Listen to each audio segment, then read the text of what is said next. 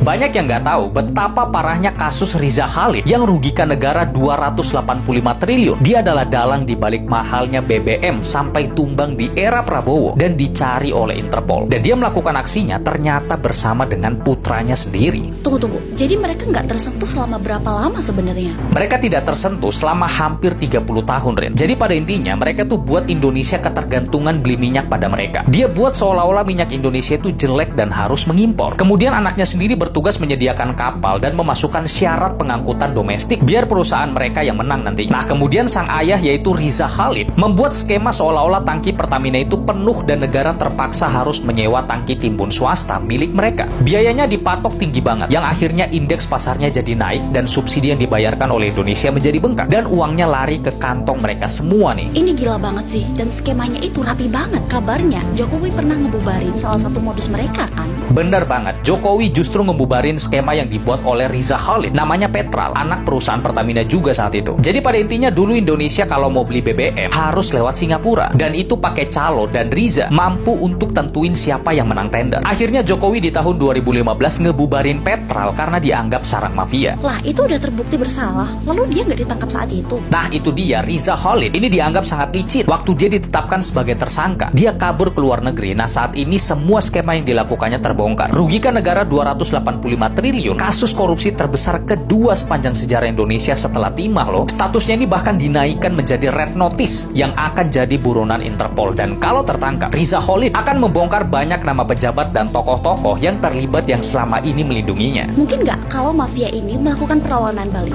Ya mungkin aja, karena mereka kan punya uang dan jaringan yang kuat, tapi negara tidak boleh kalah.